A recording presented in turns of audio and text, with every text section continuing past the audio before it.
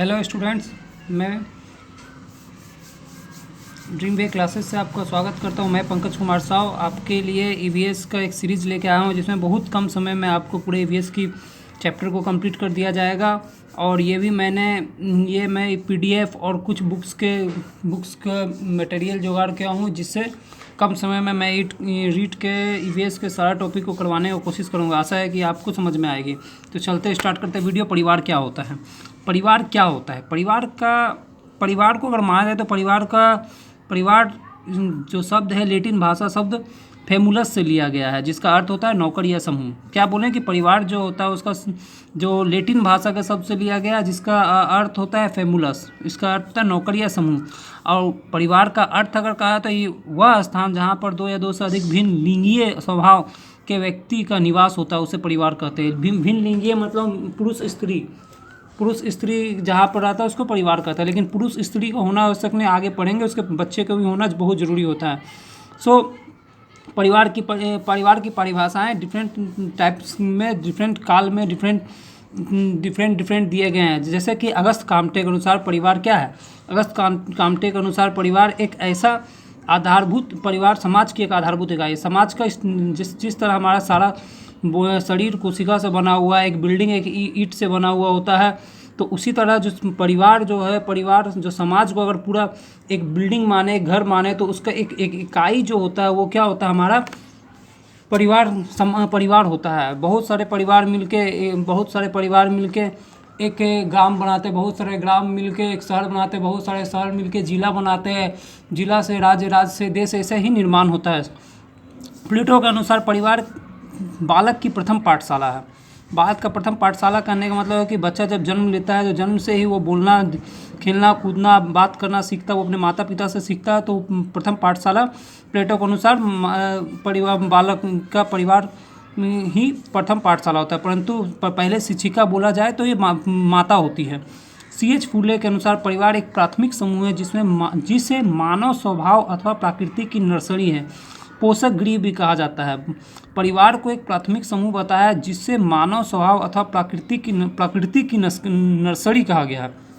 Nursery actual पेड़ पौधे जहाँ रहते हैं उसे भी नर्सरी कहा जाता है। पोषक गृह कहा जाता है जहाँ पर वहाँ लालन पालन उसका होता है, वो एक अच्छे मनुष्य बनने के लिए तैयार होते हैं।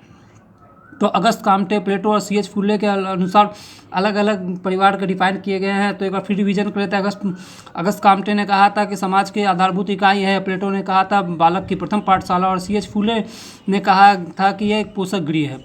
तो अब परिवार की विशेषताएं हम लोग पढ़ते हैं कि परिवार की विशेषताएं क्या होती है। तो यह समाज का एक पहला आधारभूत इकाई है। समाज में प्रथम यह समाज का प्रथम पाठशाला है। समाज में आवास, समान भोजन, सामाजिक क्रियाओं का साथ साथ उपयोग होता है। अगर एक परिवार में अगर बहुत सारे लोग रह रहे हैं, अगर दादा दादी रह रहे हैं, तो उसमें वो लोग शाम एक ही, अगर वो रात का खाना कुछ बना तो उसमें एक ही भोजन करेंगे। अगर वो शादी में जाएंगे तो सारा परिवार एक ही कार्ड में सारा परिवार जाएंगे और सामाजिक क्रिया में उसका उपयोग करेंगे, जो कि रीट 2017 में पूछा गया था। सभी सदस्य की आय एक साथ जमा का होना, और इसमें अगर पूरे परिवार, अगर मान लीजिए घर में 3 भाई हैं तो तीनों भाई का पैसा एक साथ जमा होकर उसके परिवार के एक मुखिया पास रहेगा। तो इसमें आय एक साथ जमा होता है और उसके अनुसार वो खर्च करते हैं, परिवार को चलाते हैं। बच्चों का लालन पालन की जिम्मेदारी माता पिता और उसके संरक्षक का होता है। माता पिता जो होता है वो अपने बच्चों का संरक्षण करते हैं। विवाह के उपरांत परिवार का निर्माण होता है। विवाह का उपरांत परिवार का निर्माण होता है, लेकिन रक्त संबंधों का होना अनिवार्य नहीं है। परिवार के लिए रक्त संबंध किसको कहते हैं? जैसे रक्त संबंध, जैसे पिता का बेटा रक्त संबंध होता है, उसका पोता रक्त संबंध होता है। लेकिन जब वो कोई नया स्त्री से शादी करते हैं तो दोनों के बीच में कोई रक्त संबंध नहीं होता है, तब फिर भी परिवार बनता है। तो रक्त संबंध का होना अनिवार्य नहीं है। बच्चों के बीच परिवार में अपनत्व का भाव होना चाहिए। अब हम बहुत सारे देखते हैं कि बच्चे साथ में रहते पर अपनत्व का भाव नहीं रहता है, लेकिन परिवार में सबसे मूलभूत इकाई एक ये हुई कि सब में अपनत्व का भाव होना चाहिए। परिवार के प्रकार क्या होते हैं? तो हम लोग परिवार के प्रकार पढ़ने जा रहे हैं। परिवार जिसमें माता पिता और उसके अविवाहित बच्चे रहते हैं उसे एकल परिवार कहते हैं। जैसे माता पिता और उसके बच्चे रहेंगे उसे एकल परिवार कहते हैं। यह अक्सर शहर में देखा जाता है और विदेश में भी देखा जाता है। संयुक्त परिवार, जैसे उसमें पति पत्नी और उसकी विवाहित संतानें भी निवासित करती है, उसे संयुक्त परिवार कहते हैं। जैसे चाचा चाची ये सब जिसमें रहते हैं, दादा दादी सब रहते हैं, तो वो संयुक्त परिवार कहलाते हैं। कहा जाता है एकल परिवार से अच्छा संयुक्त परिवार होता है, परंतु मनुष्य जाति अपने आज़ादी के लिए अपने पढ़ाई लिखाई के लिए, अपनी नौकरी पेशा के लिए बाहर चले जाते हैं और एकल परिवार का निर्माण आस्ते आस्ते बढ़ता जा रहा है, ये चलन आते जा रहा है परंतु भारतीय संस्कृति में एकल परिवार पहले नहीं हुआ करते थे। परिवार का विघटन किस तरह होता है? तो परिवार का विघटन में रहने का पहले स्वतंत्र रहने की इच्छा होती है कि हम आज़ाद रहें। आजकल के युवा पीढ़ी लोग अपने उसकी सोच अपने बुजुर्गों की सोच से नहीं मिलते, तो वो अपने सोच को अपने विचार में स्वतंत्र रहने, अपने स्वतंत्र इच्छा रहने के कारण भी वो परिवार का विघटन होता है। उच्च शिक्षा का होना, बहुत सारे कॉलेजेस ऐसे होते हैं कि जो दूर दूर में होते हैं, अदर स्टेट में होते हैं, विदेश में होते हैं, जिसके कारण से उच्च शिक्षा प्राप्त करने के लिए बाहर चले जाते हैं, तो इससे परिवार का विघटन होता है। निरंतर बेरोजगारी, एक जगह पे काम नहीं मिलने के कारण एक परिवार दूसरे जगह जाके काम करता है, इसके कारण भी परिवार का विघटन होता है। और परिवार की आर्थिक स्थिति का निर्माण होना, परिवार की आर्थिक स्थिति निम्न होने से भी परिवार का विघटन होता है, क्योंकि निम्न होने पर आपसी कलह होता है और आपसी कलह ही परिवार का विखंडन का मुख्य कारण है। आपसी संबंध, जैसे चाचा चाची, दादा दादी, मामा मामी, फुआ बुआ फुआ। अब हम लोग इसका टॉपिक नंबर 2 पे आ गए हैं, सामाजिक बुराई क्या है। तो सामाजिक बुराई, जैसे सामाजिक बुराई में हम लोग को जो टॉपिक पढ़ना है वो बाल श्रम पढ़ना है, बाल विवाह पढ़ना है, दहेज प्रथा, चोरी और धूम्रपान पढ़ना है। इसके अलावा बहुत सारे सामाजिक बुराई हैं, लेकिन रीट में जो हमारा सिलेबस है, हमको रीट बाल श्रम, बाल विवाह, दहेज प्रथा, चोरी और धूम्रपान, नशाखोरी पढ़ना है।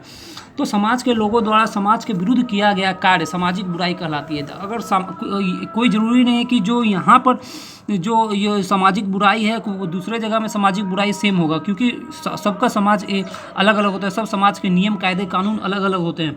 सो उस नियम कायदे कानून में रह के ही हमें अपना जीवन को चलाना पड़ता है। जो उस नियम कायदे कानून को नहीं मानता है तो उससे बुरा समझा जाता है, यही सामाजिक बुराई का नाम दिया जाता है। जैसे कि सामाजिक बुराई में बाल श्रम निषेध अधिनियम जो आया था 1986, ये बहुत इंपॉर्टेंट है, एक शॉर्ट में आप अगर चाहेंगे तो इसको याद कर लीजिएगा।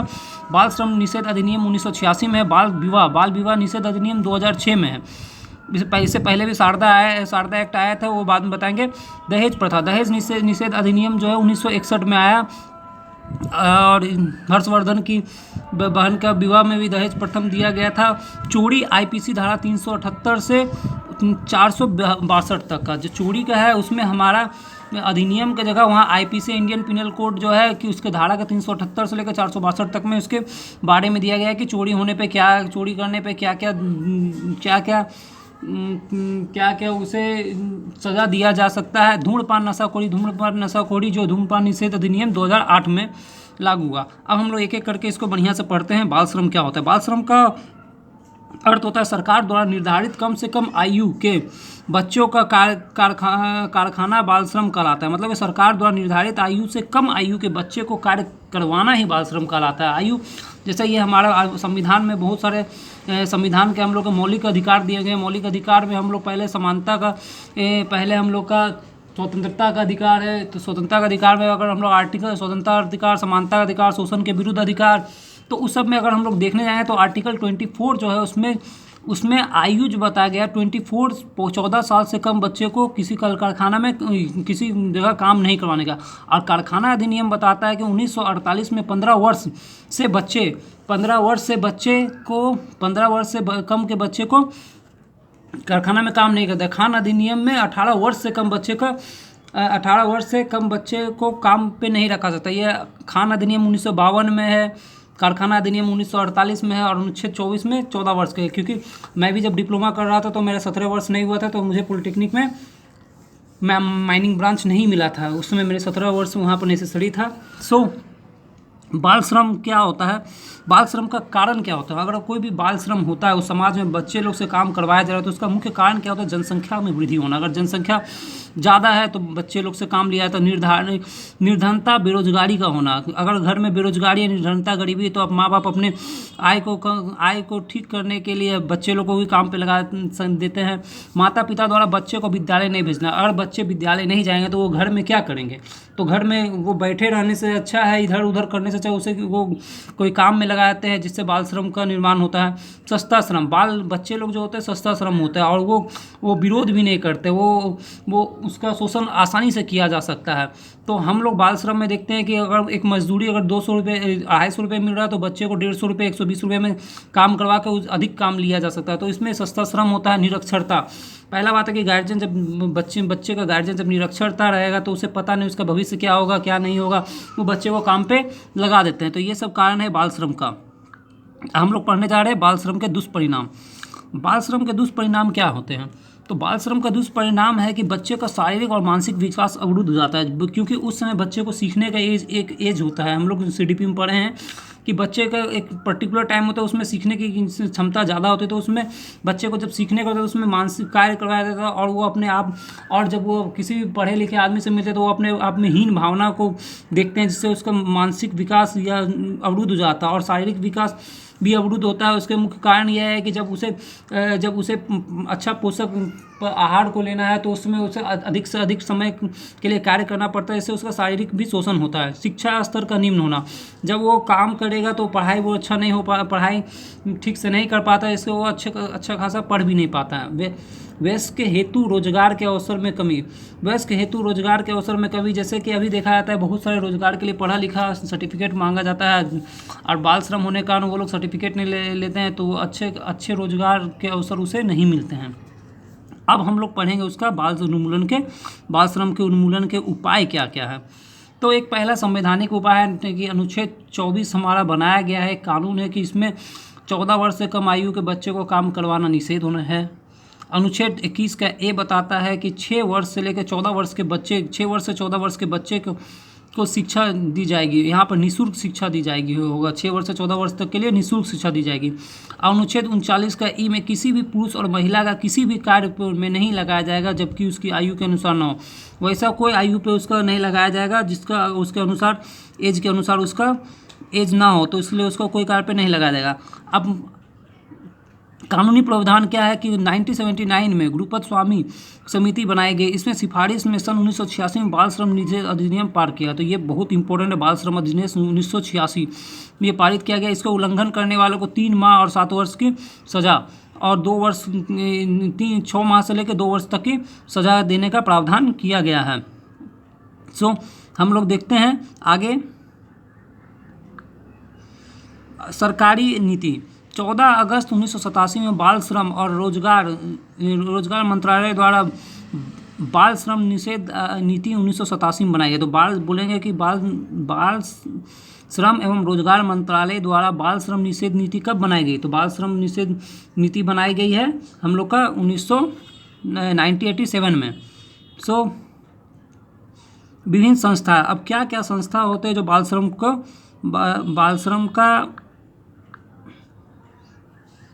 के प्रति बाल श्रम को रोकने के लिए काम करता है। एक विश्व स्तर की संस्था होती है, एक राज्य स्तर की संस्था होती है और एक राष्ट्रीय स्तर की संस्था होती है।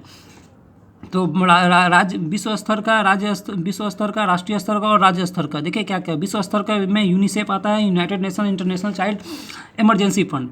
इसका क्या काम होता है कि विश्व स्तर में 11 दिसंबर 1946 में यूनिसेफ की स्थापना या गठन हुआ। इसका मुख्यालय न्यूयॉर्क में 1949 में, इसका भारत 1949 में इसका सदस्य बना।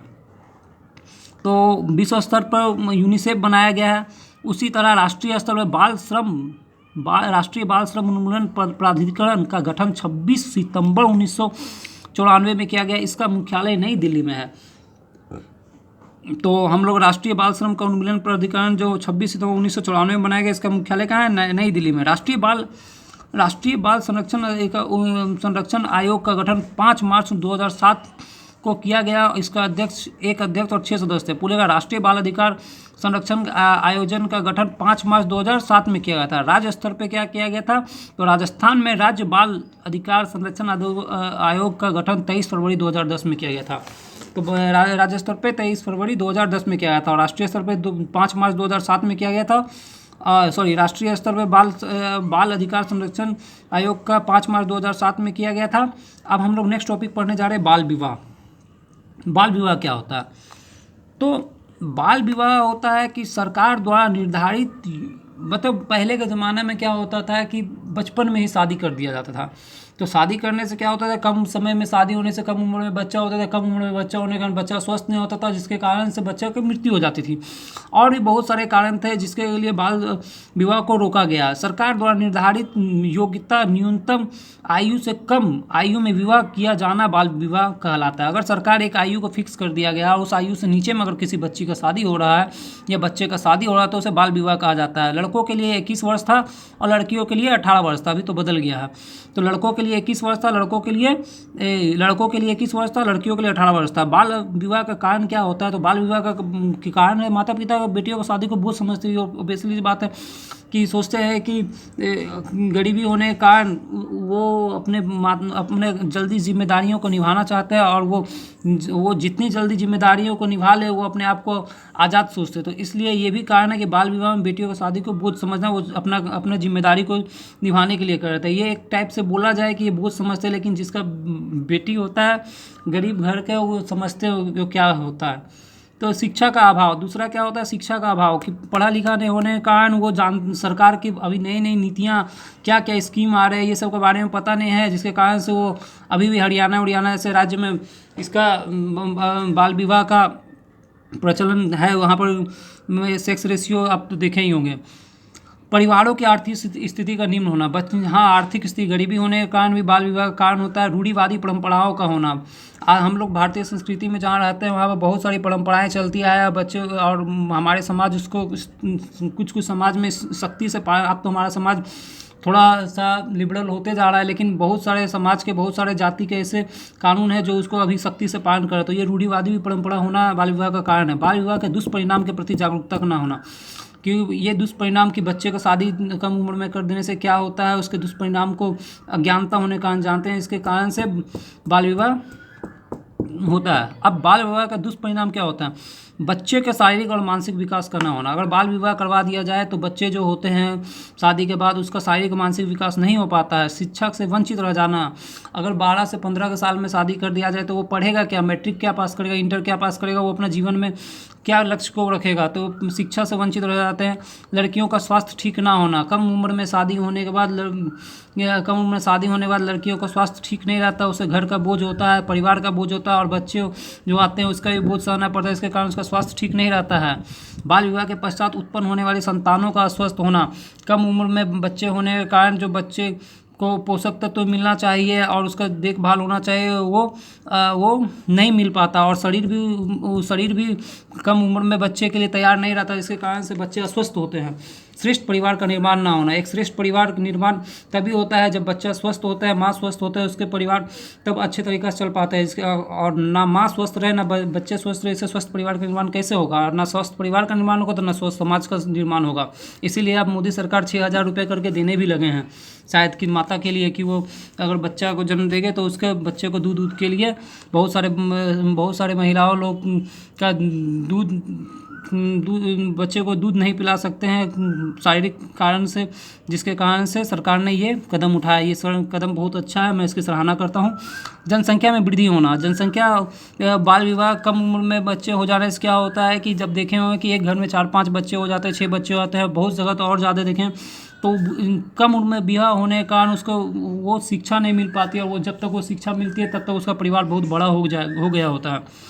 बाल विवाह निवारण के लिए सरकार ने क्या क्या कानून बनाया, तो बाल विवाह निवारण हेतु सरकार का कानून है शारदा एक्ट 1929 में हरबिलास शारदा ने 1 अप्रैल 1930 में बनाया था। शारदा एक्ट बनाया गया था 1929 में, ये आज़ादी के पहले का है, जिसमें अंग्रेजों के लोग द्वारा हरबिलास शारदा की सहायता से 1 अप्रैल 1930 में बनाया गया। इसमें 3 संशोधन हुए, 1949 में, 1978 में और 2006 में। 1978 में विवाह की न्यूनतम आयु 18 वर्ष लड़कों के लिए और लड़कियों के लिए 14 साल रखा गया था, और 2006 में एक नया कानून बनाया गया जो 1 नवंबर 2007 को लागू हुआ, और इसको उल्लंघन करने वालों को 1 लाख तक का जुर्माना देना था। 2006 में न्यूनतम आयु लड़कियों की 18 साल, लड़कों की 2021 साल तक 2021 साल तक लड़कों की रखी गई, मतलब लड़कियों के लिए 18 साल, लड़कों के लिए 21 साल। अब बाल विवाह का संबंध का महत्वपूर्ण तथ्य क्या है कि सर्वाधिक बाल विवाह अक्षय तृतीया आखा तीज भारत में प्रथम लिखित और प्रमाणिक बाल विवाह का हर्षवर्धन के काल में देखने को मिलेगा। वो अपनी छोटी बहन राजश्री का विवाह कन्नौज के शासक गृहवर्मन के साथ करवाया था। तो अगर हम ऐतिहासिक तथ्य देखा जाए तो पहला हर्षवर्धन था, उसकी बहन का नाम, बहन जो थी बहन राजश्री का विवाह करवाया ग्रीवर्मन के साथ करवाया था। उसकी उम्र उस समय 12 वर्ष की ही थी। ऐसे अकबर लोग का भी बाल विवाह ही हुआ था, 14 साल के में गद्दी में बैठे थे। बहुत सारे राजा लोग का कम समय में विवाह कर दिया जाता था। अभी तो पढ़ाई का टेंशन के कारण क्या छोड़िए, बेरोजगारी बहुत ऊपर है। सर्वाधिक बाल विवाह जो है बिहार में होते हैं, जहाँ अनुसूचित जाति और एवं जनजाति। न्यूनतम बाल विवाह हिमाचल प्रदेश में होता है। सर्वाधिक बाल विवाह बिहार में। बिहार के शिक्षा की स्थिति भी खराब होने के कारण ये भी एक कारण है कि वहाँ अधिक बाल विवाह होता है। नेक्स्ट टॉपिक हम लोग दहेज प्रथा पढ़ेंगे। इसके लिए मैं नेक्स्ट वीडियो लाऊंगा, वीडियो ज़्यादा लंबा नहीं करूँगा। सो आप बने रहें और आप सपोर्ट करें। Thank you. जय हिंद, जय भारत।